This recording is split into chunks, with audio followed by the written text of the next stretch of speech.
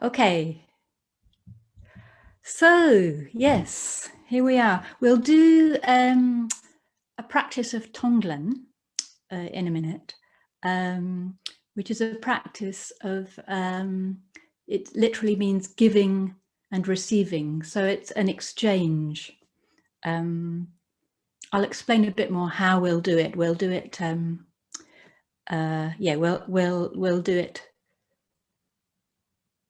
with different aspects of our experience to start with. But let's just look at this picture and the verse. So we've got a character here who's actually found something, and he's found some footprints. So this verse is called Seeing the Footprints.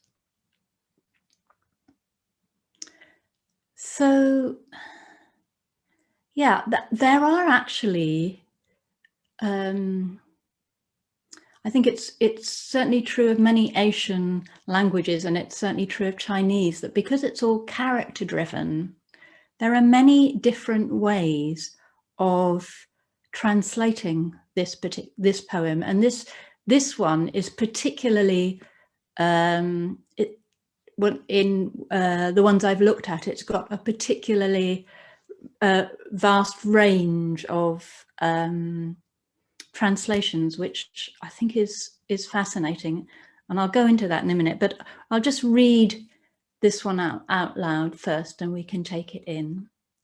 So, seeing the footprints. A tangle of thorny bushes. The faint murmur of running water. But here and there, footprints. Is this the right path? If you want to pierce its nose and tie it up, do not rely on someone else's strength.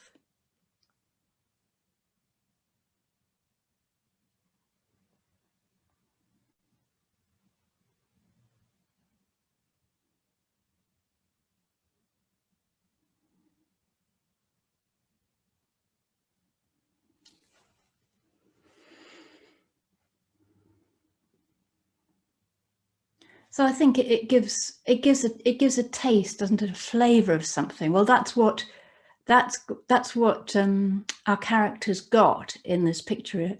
There's a flavour of something, a taste of something. No actual ox yet, but there are the footprints. So that's a definite sign, isn't it? It's a definite sign that the ox is about. Yeah, it's not just a figment of my imagination, or is it? You know, there's still a question, isn't there? Is this the right path? Is this the right path? So in this translation, what follows that, the response to that, is if you want to pierce its nose and tie it up, do not rely on someone else's strength. So for me, this is pointing here at, we can forget some of the sort of piercing its nose and tying it up, that sort of imagery. It's pointing to that sort of sense of integrity that we're exploring with our heart wish this morning.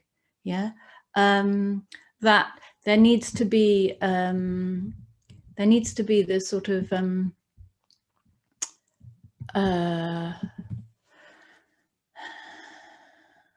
well, there needs to be this sort of genuine, authentic, real feeling for something. Yeah, that it's, and when it says do not rely on someone else's strength, what I think that's referring to, and it will become clearer in the other translation, is it's what we're not relying on here are worldly values, yeah, our worldly opinions, yeah, are what we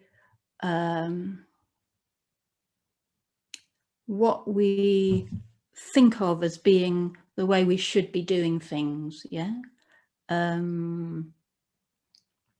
So we need our own inner strength. We need our own integrity, our own intuition. Yeah.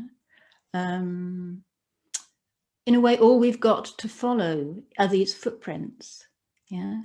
All we've got to follow are these sort of the inklings, the intuitions of our heart wish. Yeah.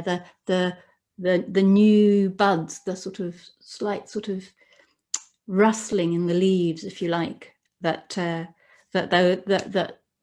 connection with that can give us, and it can maybe give us this flavor that, yes, it's tending to sort of more openness and less closing down. Yeah, it's tending to more freedom. It's going in that direction. We may be a long way from that, you know, very far from being totally open-hearted and receptive, etc. But the genuine connection with something of value gives that sense that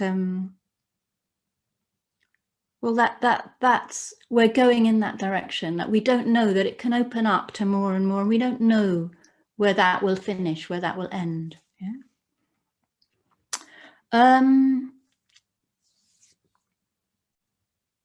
Yeah, so these qualities, the potential, the capacity of our hearts and minds, you know, it's what's there when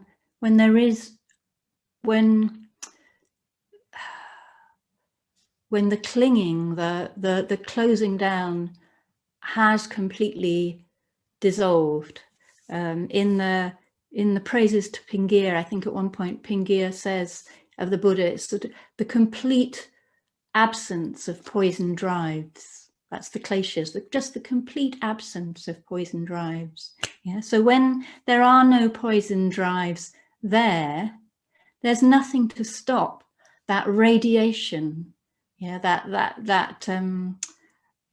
unlimited heart of metta. There's nothing to stop that, because there's nothing to close down that radiance. So, okay, I'm going to give you the other translation now, certainly the end, the last bit. I can find it. Here we go.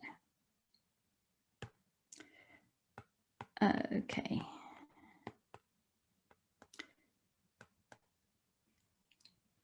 So the last bit is referring to the footprints. Deep in remote mountains they are found. These traces can no more be hidden than one's nose looking heavenward. One's nose looking heavenward.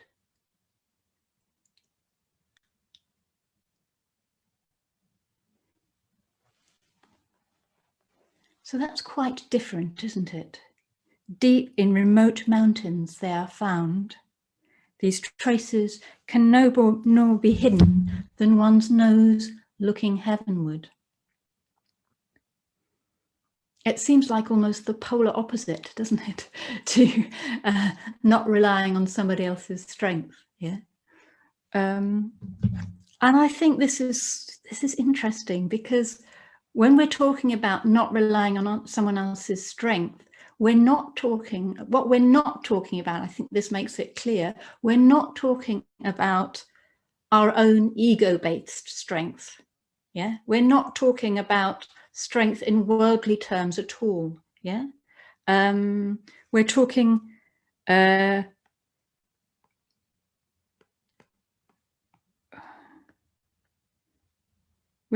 about one's nose looking heavenward. Yeah.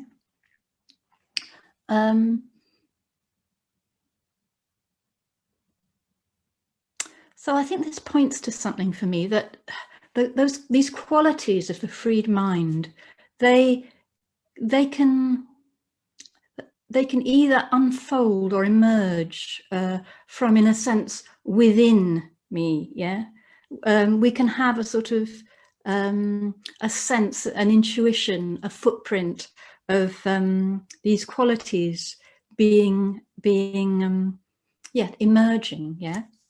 Or we can have a sense, a footprint of these qualities being available externally, yeah. So once we've made connection, contact with our heart wish, it's as if we're seeing those footprints. Yeah, we're seeing those footprints. We have a calling of a sense, a feeling that the heart mind can be so much freer than we currently experience it to be. Yeah.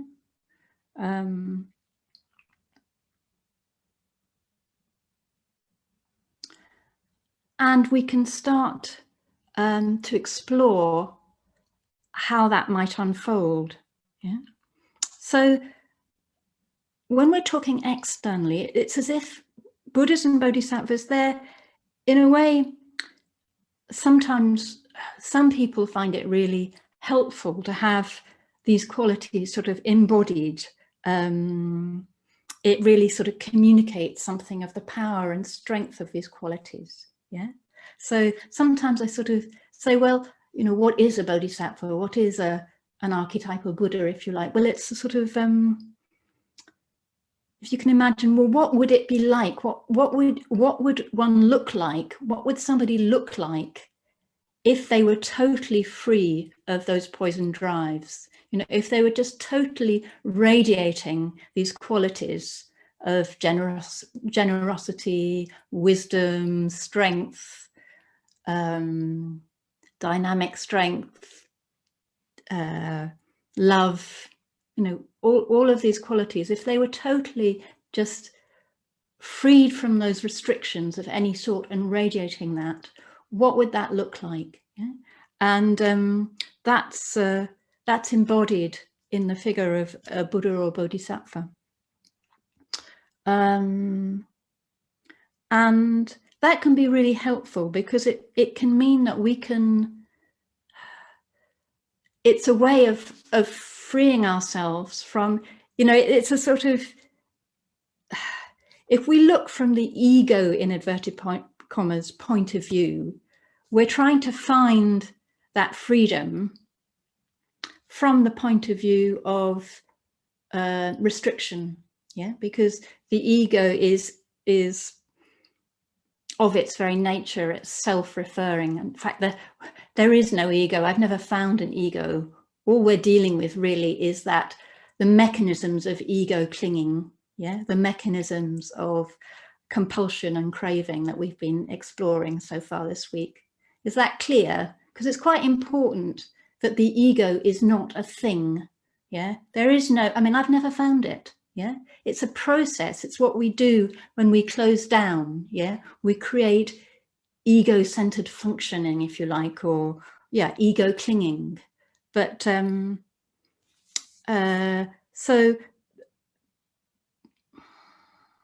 but it's very difficult to get away from that way of functioning because that's all we know. So you know, if we've got a very strong sense of, yeah, we can contact these forces and they can, you know, they can emerge from within our own experience, the more we attenuate our craving or clinging tendencies, the more we learn to open, and they will, I mean, these qualities will just augment and radiate as we do that.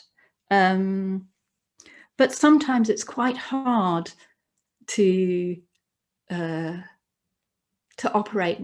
All we know really is our way of operating, which is a sort of more of a limited way of operating. So sometimes it can be really helpful to, if you like, almost call on some external force.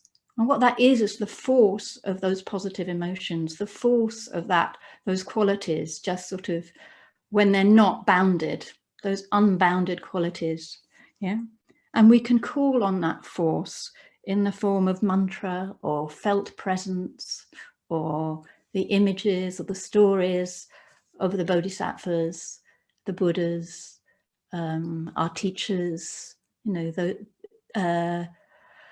where we feel, you know, there's a real sense of freedom being communicated there. Yeah, we can call on that, we can rely on that. And these are the footprints. So we can see, you know, it's still not fully our direct experience. Yeah, but we have enough to point our nose heavenward, if you like, to point our nose heavenward. We have enough, there's enough of a scent there. Yeah.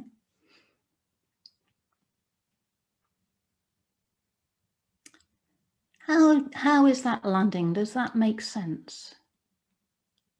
Yeah. I think it's very interesting that when we're talking about faith like this, and these two very, very different translations of the verses here. So we'll use this translation that we have up here, but just remembering that it's not an ego-based strength that we're talking about here. And it's a strength that opens us up to pointing our nose heavenward. Yeah. So those footprints are taking us into unknown territory, we know not where. Yeah. But it's territory which is not governed by those closing down tendencies, those constricting tendencies. Yeah. Okay. Good.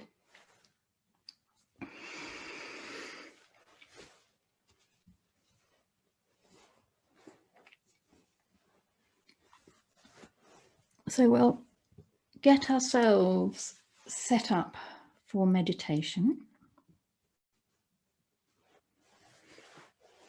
And we're going to do some tong practice, which is this practice of giving and exchanging. So traditionally it rides on the breath. Yeah. It's a practice that's associated with the development of bodhicitta, which is well, it's carrying that heart wish out,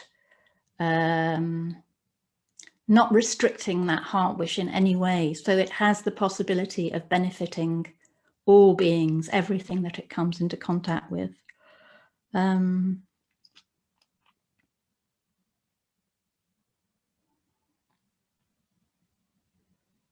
that sounds very grand, but we're going to start in a very practical, very immediate way. So we'll start by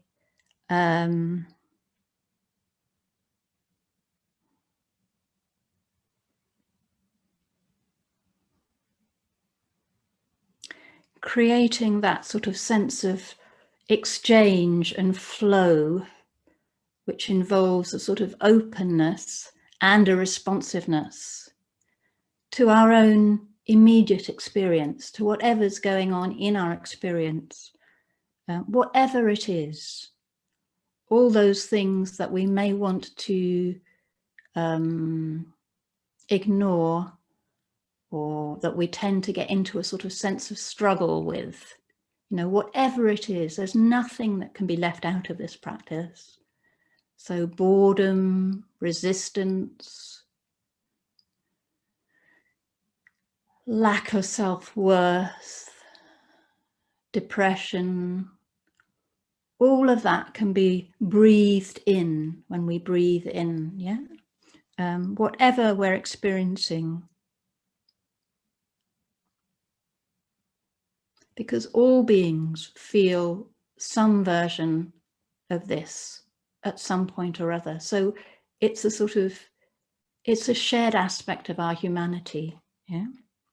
So we can breathe that in, and by breathing that in, what sort of concretely in our experience, by breathing it in, and I'll say in a minute what we're breathing it into, because that's very, very important, and releasing, responding, allowing our hearts to open and respond and offer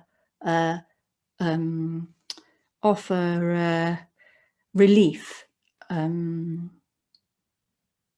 By doing that, we are also connecting with all other beings who suffer that or similar restrictions, constrictions, yeah, who get into similar sorts of struggle. So it's sort of like it's really affirming this process of flow, using the breath to breathe in and release, you know, so we're receiving and responding, receiving and responding.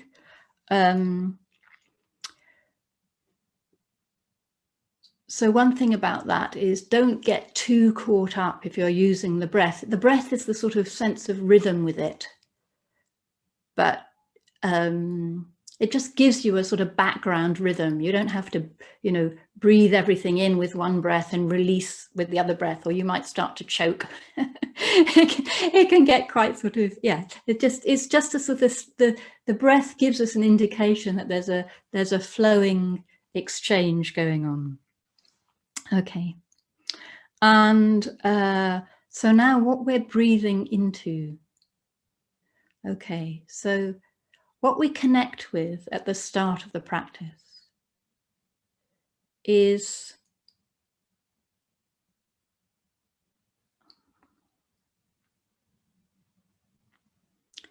it's the faith, it's the openness to what those qualities are, what the heart can be when those restrictions aren't there.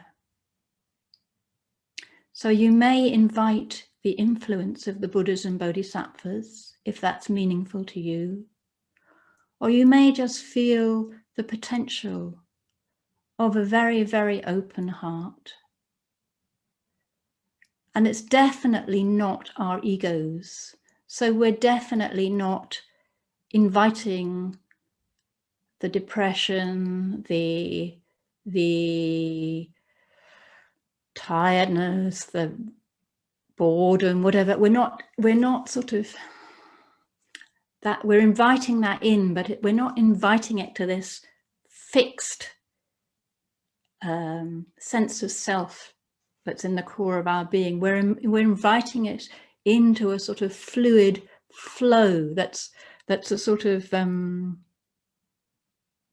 powerhouse of qualities, a flowing sort of radiance of qualities. And it's that is able to receive, meet, take on its own terms in a way, all of everything that we're experiencing, and then we're allowing the response to go out to be activated and to reach that. So it's allowing those qualities to flow out into every aspect of experience. So is that clear?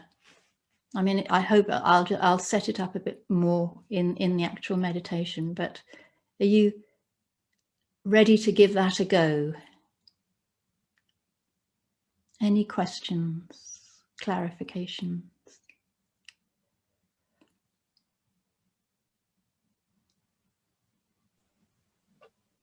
Vijayamala, Vijayanandi here. Can you Hello, say a Vijay. bit? Thank you. Can you say a bit more about what the aim is of this flow and transfer?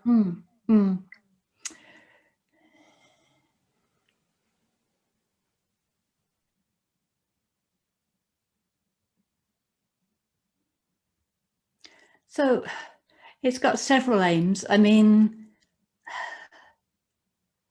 one aspect of our heart wish, I think, is that we want it to be effective. We want it to transform things. We want to make a difference. Yeah. So by connecting, by using this flow, we're engaging with things we might not otherwise. So we might have a sense of having to struggle with things. Yeah.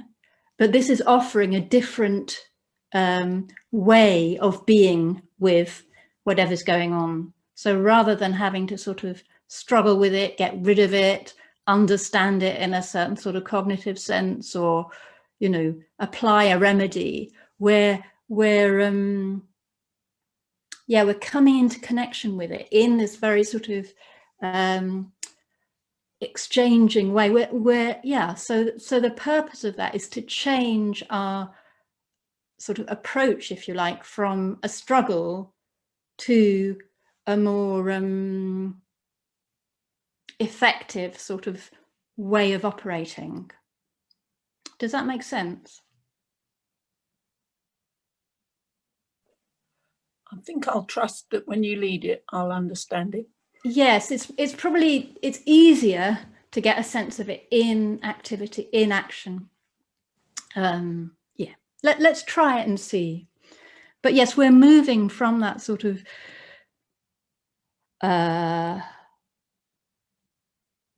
taking our experience, either pushing it away or taking it on its own terms and being submerged by it.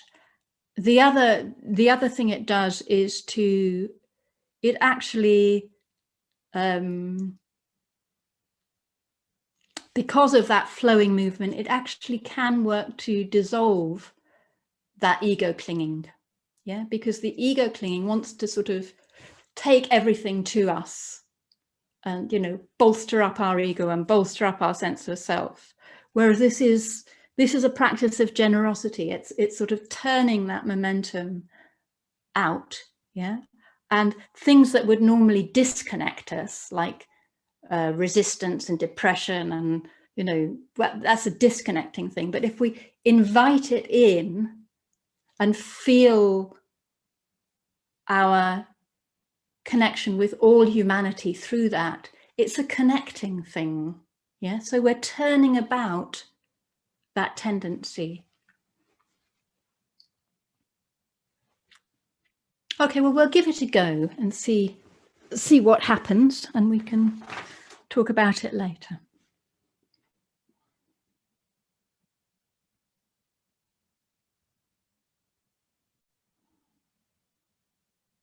So taking up our meditation postures.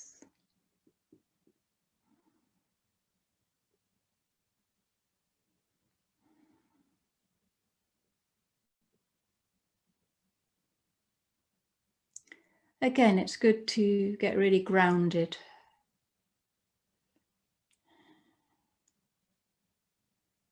Really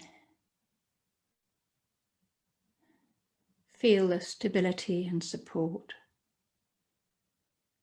of our meditation posture, letting us release into the ground, into the earth.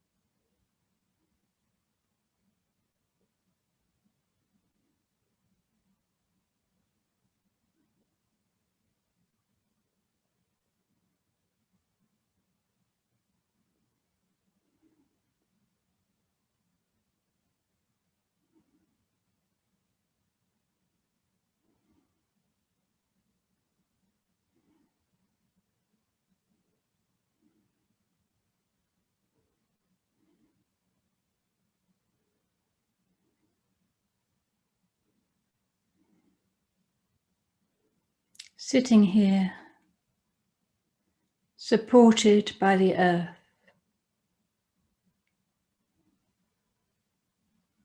supported by each other's practice.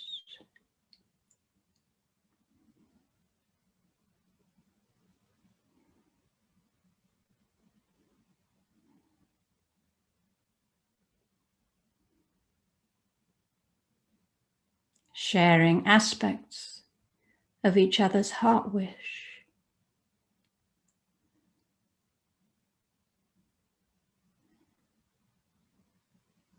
Benefiting from each other's heart wish.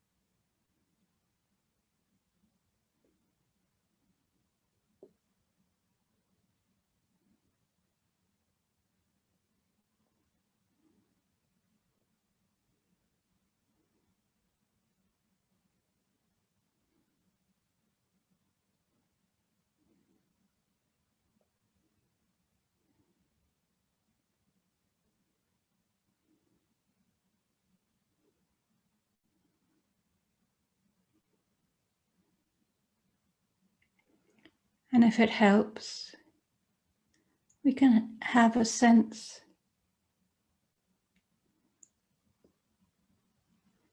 that we're in the presence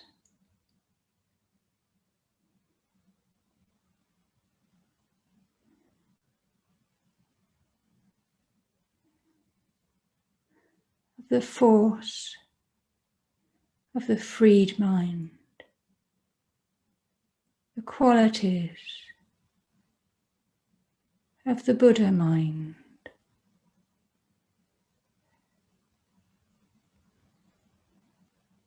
In a particular figure,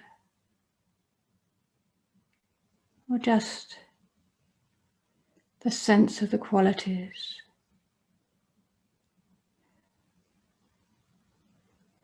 that are important to us, reflected back, surrounding us,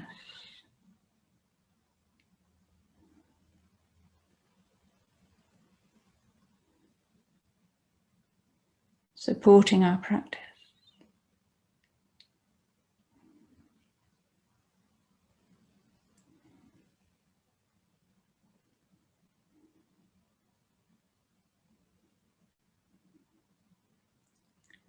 The loving presence of the freed heart.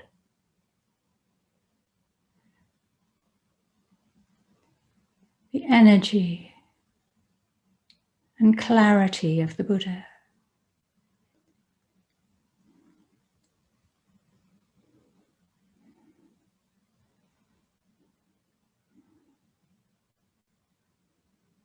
Whatever it is, we want to have more of an influence in our life.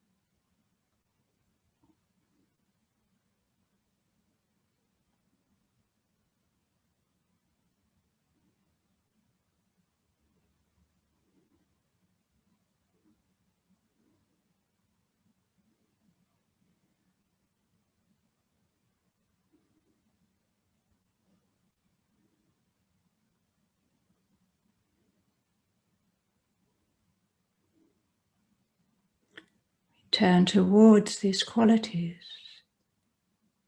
open our hearts to them.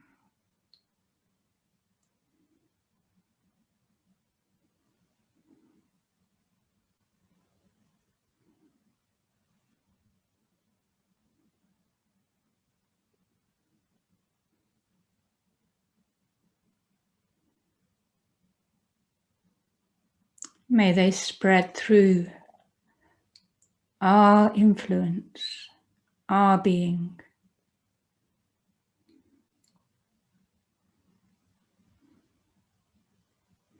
so that we can be part of the solution, not part of the problem.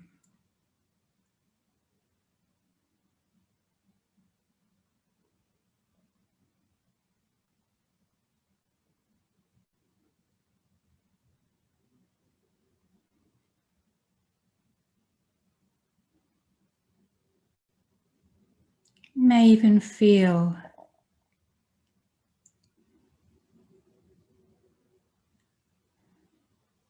some sort of contact, the effect, the blessings of those qualities entering right into our heart, carried by sound, mantra, or carried by light.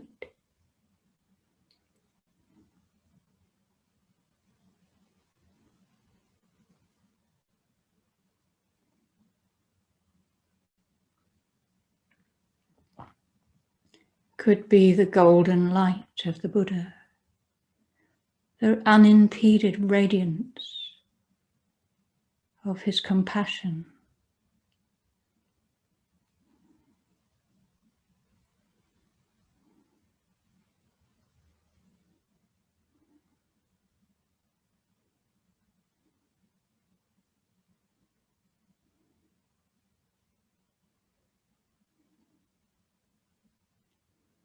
Meeting and supporting our heart wish.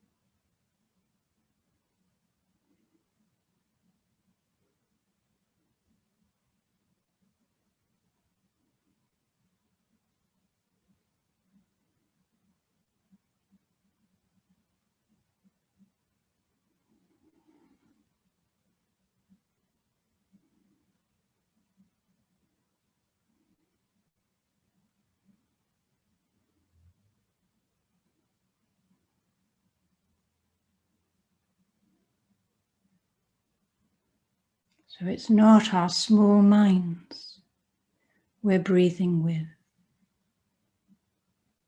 but the vast mind, the open heart of the Buddha. We're breathing everything into the love of the Buddha.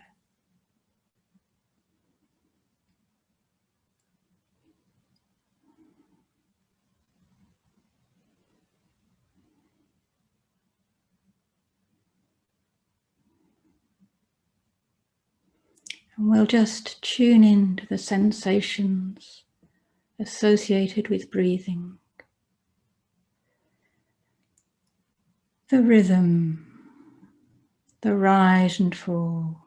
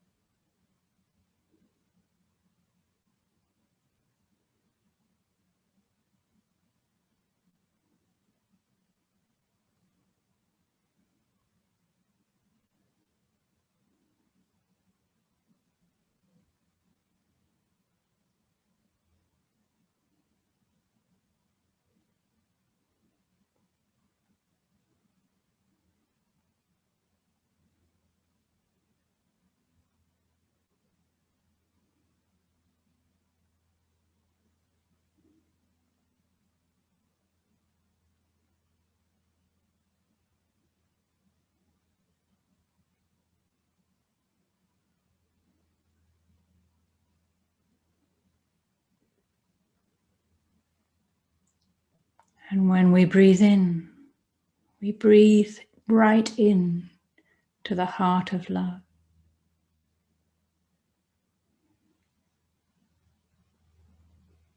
Listening, open to what wants to be received right now.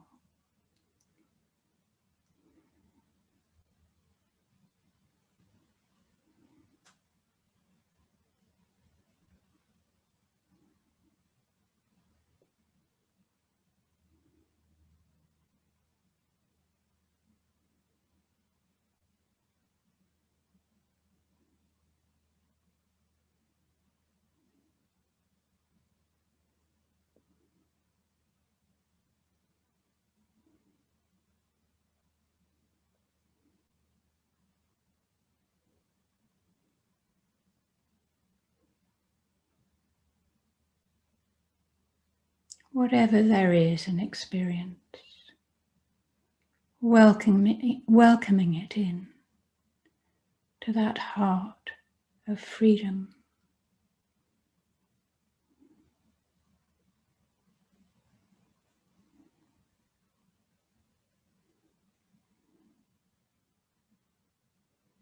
We could have a deepening sense of ease. We can welcome that as well.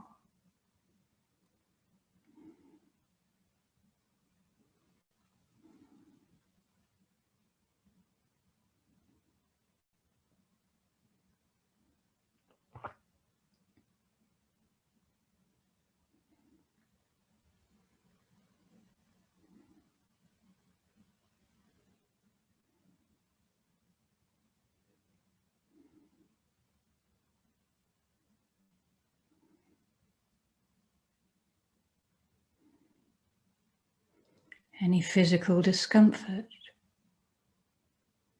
or restriction,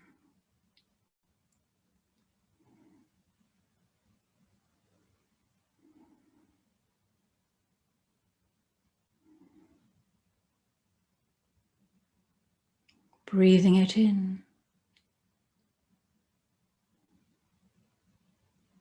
to the ocean of qualities emerging in our heart. There's room for everything.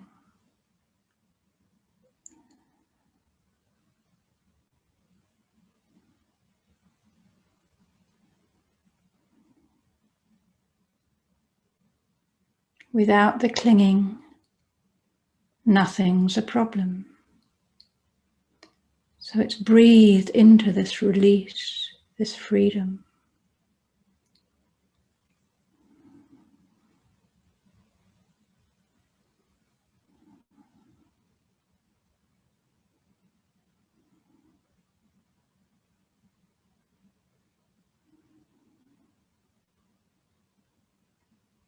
Really listening,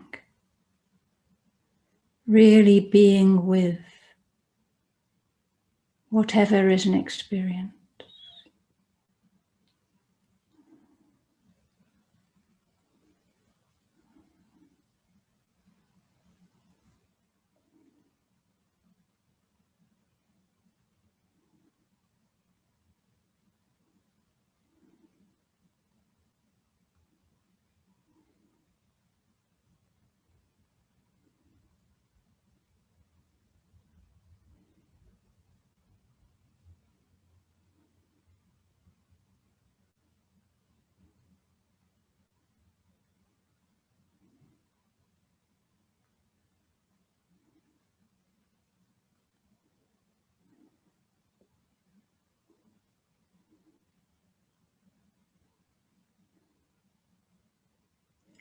Our sense of isolation or imprisonment, maybe being locked down.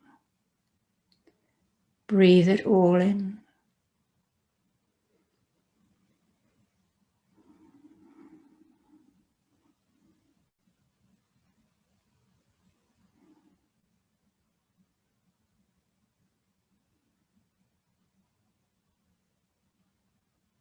Breathing it into the freedom of heart.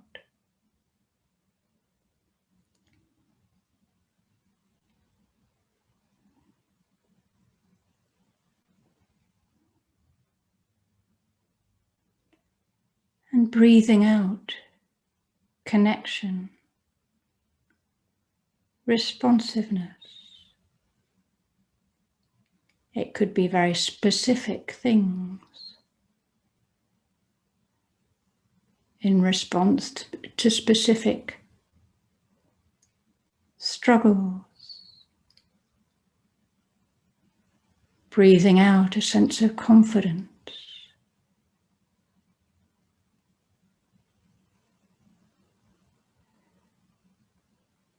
Flexibility.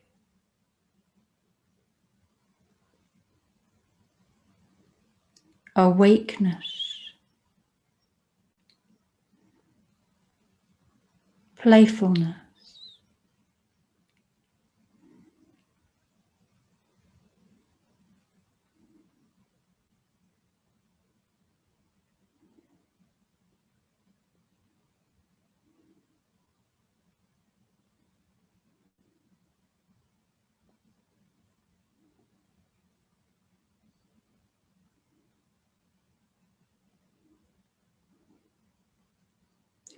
Feeling our shared humanity.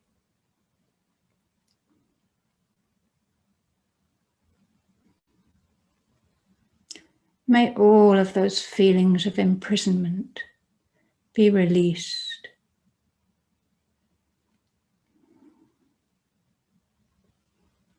May we find creativity, spontaneity.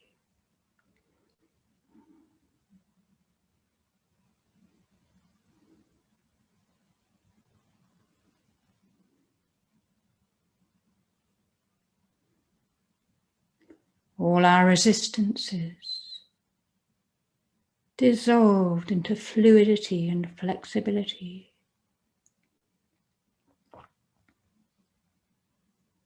All our energy freed.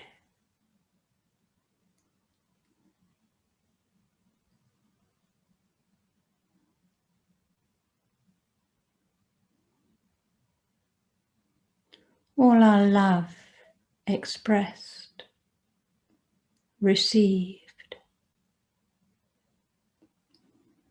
understood.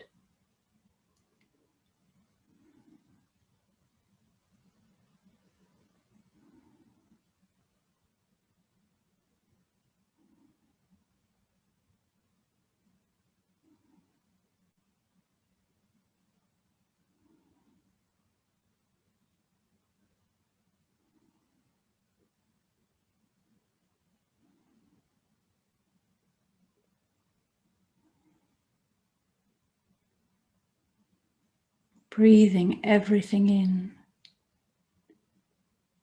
to our deepest heart of love and freedom.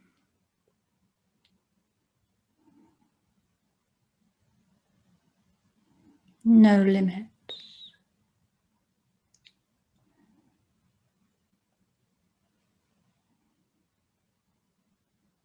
Everything just increasing the flames of love and wisdom,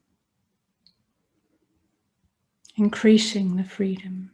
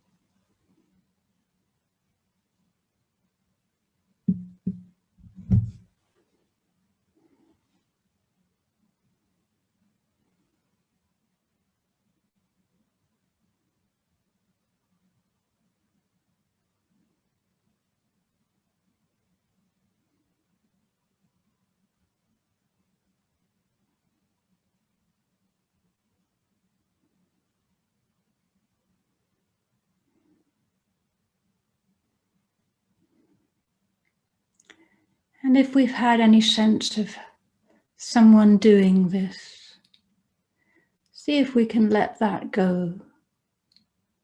See if we can let that dissolve.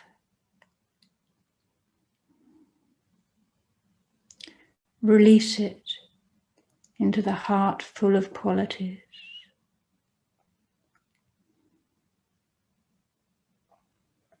Nothing to do.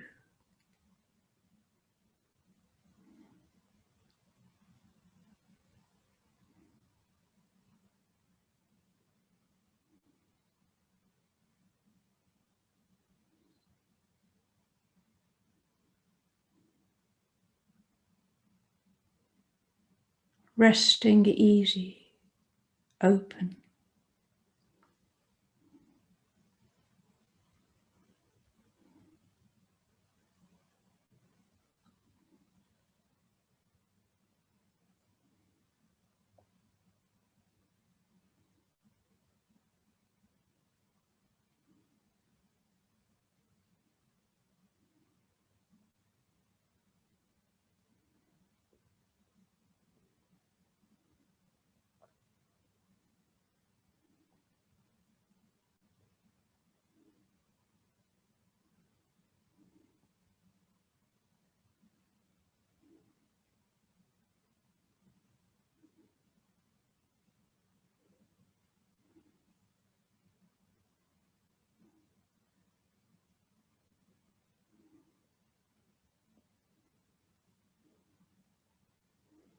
If you've been supported by the presence of the Buddha or a Bodhisattva,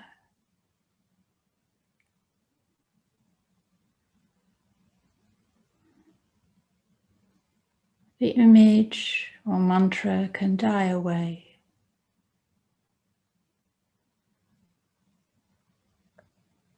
But the qualities are going nowhere.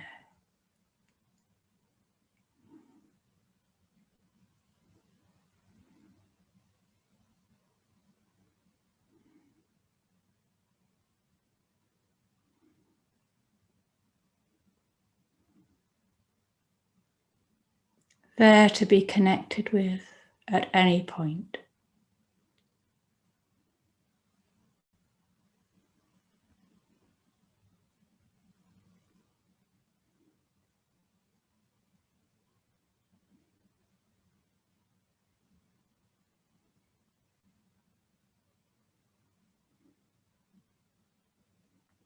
sitting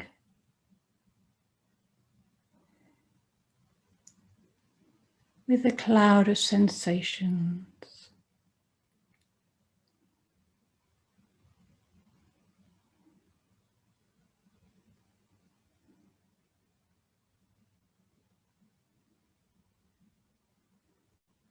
In our field of metta.